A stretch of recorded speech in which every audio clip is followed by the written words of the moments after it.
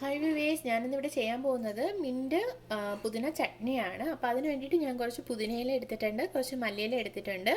നമുക്ക് എത്ര ക്വാണ്ടിറ്റി വേണോ അതിനനുസരിച്ച് മല്ലിയിലയും പുതിനയിലയും എല്ലാം എടുക്കുക. പിന്നെ ഞാൻ ഒരു പച്ചമുളകും എടുത്തിട്ടുണ്ട്. ഞാൻ കുറച്ച് ഉണ്ടാക്കുന്നുള്ളൂ, അതുകൊണ്ട് അത്രയ്ക്ക് എടുത്തിട്ടുള്ളൂ.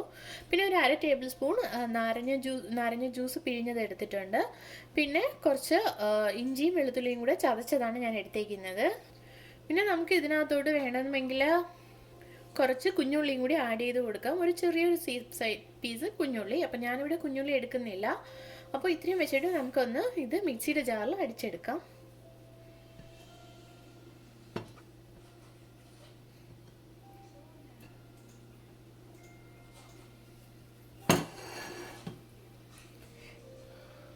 ഞാനിപ്പോൾ ഇതിലേക്ക് ലേശം ഉപ്പും കൂടെ ചേർത്താണ് അരച്ചെടുക്കാൻ പോകുന്നത്. കുറച്ച് ഉപ്പ് മതി. നമ്മൾ എത്ര എടുക്കുന്നോ പുതിനയില മല്ലിയില അതിനനുസരിച്ച് ഉപ്പ് എടുത്തോളൂ. അപ്പം ഞാനിവിടെ നമ്മുടെ മിൻറ്റും മല്ലിയിലയും കൂടെ അടിച്ചെടുത്തിട്ടുണ്ട്.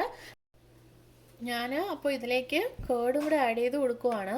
ഞാനിപ്പോൾ ഇവിടെ ഒരു 3 ടീസ്പൂൺ കേർഡാണ് ആഡ് ചെയ്യാൻ പോകുന്നത്. അപ്പം നിങ്ങൾക്ക് വേണമെന്നുണ്ടെങ്കിൽ നമ്മളൊരു 10 മിൻറ്റ് ലീഫും ഒരു 5 മല്ലിയിലയും കൂടെയാണ് എടുക്കുന്നതെങ്കിൽ അതിന് കറക്റ്റായിട്ടുള്ള അളവെന്ന് പറയുന്നത് ഒരു 2.5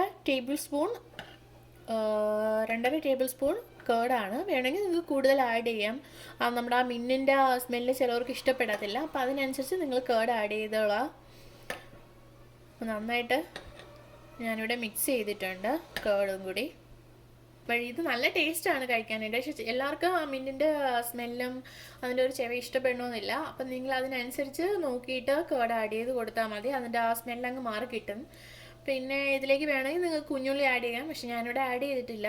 വേറെ വെളുത്തുള്ളി, ഇഞ്ചി അതെല്ലാം ആഡ് ചെയ്ത് കഴിഞ്ഞാൽ കുറച്ചുകൂടെ നല്ലതായിരിക്കും.